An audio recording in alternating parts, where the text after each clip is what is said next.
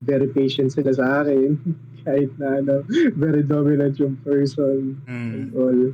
And ayun, nag-grow. Ngayon, nagko-continue pa rin siya sa faith. What's up mga pinagpala? Kung hindi ka pa nakasubscribe sa channel na to, click mo na yung subscribe button. Libre lang naman yan. Kung meron kang mga opinion, pwede mo rin ilagay yan sa comment section. Ang ginagawa nun, sinasabi mo sa YouTube na gusto mo yung mga ganitong klase ng usapan. At ang ginagawa naman sa akin, nalalaman ko kung ano pa yung mga gusto mong klase ng usapan. When did you start na yung you truly publicized your faith to the point na you're sharing the gospel, na nagdi-disciple ka na, ganyan? How do you start dun sa Hmm. journey na yun? Ayun naman yung amazing part kasi ano, diba nga ano, naging Christian ako November 11. After a month, Mm. sinama ako ng pastor ko Mm.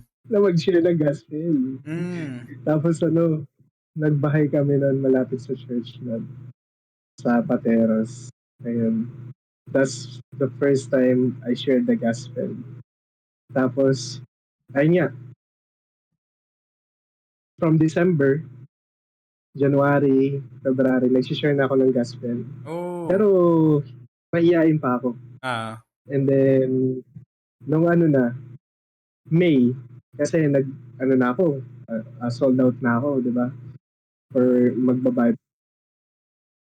And, nag-ano ako, nagtayo kami ng ministry ng campus tour sa PUP. Mm. Tapos, nag-share ako doon ng gospel. So, pwede kong isend sa iyo yung picture kasi flash natin dyan. So, ayun yung ano, 2018, ang laki pa nung booklet nun. Ah. Hindi nga booklet eh. Ah. As in, Ano na half to? human size yun. 4SL na yung ginagamit mo? Oo, for SL. Ah, Ayun kasi yung nice. ano namin, Actually, ginagamit namin for sharing the gospel. ngayon ko lang na-realize bro na ang laki pala ng similarities natin, no? Na ako din eh, actually, di ba yun nga, May 1, kaya ka naman kasi ako nag-commit ng life noon kay Christ kasi nahulihan ako ng tatay ko. That was the time na nagbebenta ako ng weed sa school.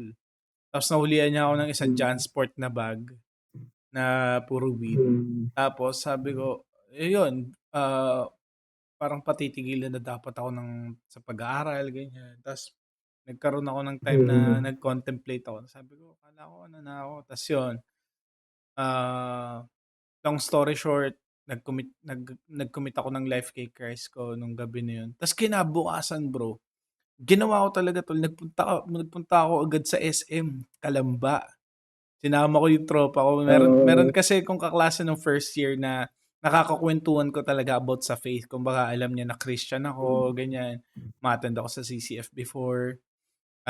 Tapos yun, pinunta ko siya agad tol. May 2, nag-share na ako ng gospel. Nag-ano pa nga ako nun bro, nag-yosi pa ako nun. Kaya parang feeling ko nung time na yun, baka nung nag-share ako ng gospel, ano eh, baka amoy yosi yung bibig ko. Naamoy. Oo. Pero alam mo yun, ganun lang talaga ako ka, ka On fire. joyful o ka on fire na mag-share na ng gospel talaga. Andi. Mm. Tapos tol, paano ko nga sino yung una mo na disciple, ganyan. So, ano yun, doon na sa PUP? Nag-try ako. Si ano yun, first year college din. Ka-year level ko din. Siguro naka 1 or 2 times lang kami meet. So, siyempre, hindi ko naman mapupush kapag ayaw mag-continue and all. So, ganun yung ano, na ayun yung start ko na ano, first time ko mag-disciple. And ako, hindi ako magaling sa tao. First year, tawag Aminado dito, ako. first year, so nasa seminary ka na nito, yung dinidisciple mo? Oo. Oh, okay. Oo, first year din ako nun. First year din ako sa seminar. Kaklase mo? So, hindi, ano, sa PUP siya nag-aaral. Oh, okay. Ayun. So, bunga siya ng ano ng campus tour. Ayun. So, hindi ako magaling sa ano, sa tao and all. And yun, tapos na may mga na-disciple din ako sa church, doon sa Pateros. Ayun. Yung iba, Sunday kasi, kaya ayun yung ano, yung nandun discipleship kami. And na-appreciate ko sila kasi ano, very patient sila sa akin. Kahit na ano, very dominant yung person and Mm. all. And ayun, nag-grow. Ngayon, nagko-continue pa rin siya sa faith. Yeah. Shoutout sa iyo, Jordan.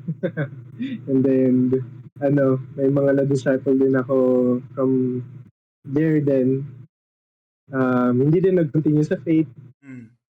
And Ang that's, ano, nangyayari talaga that's yun 'no, discipleship talaga. sobrang oo 'no, may mga gano'n parang may mga heartbreaking Mm, moments sa discipleship na alam mo yun, nag-pour out ka ng heart, ng life mo sa kanila mm, pero, may mga times talaga na mawawala ganyan. Pero alam mo dati sobrang nafo-frustrate ako mm, sa gano'n pero, mula nung mm, ano, natutunan ko na mag-rely talaga sa Holy Spirit even sa discipleship. Sabi ko, ibig sabihin hindi pa sila ready talaga and, alam mo yun, I ano I trusted God na yung alam mo yun, na He mm, who began a good work is also the one who will put it to completion naman, 'di ba?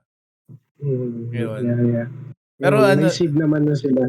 oo, tol. Mm, Kumbaga nagawa na natin yung part. Tsaka yun, baka sabi ko, baka mm, yun lang talaga yung part ko sa kanila, mag-plant lang ng seed. Baka iba yung gagamitin ni Lord para mm, mag-grow sila, ganyan.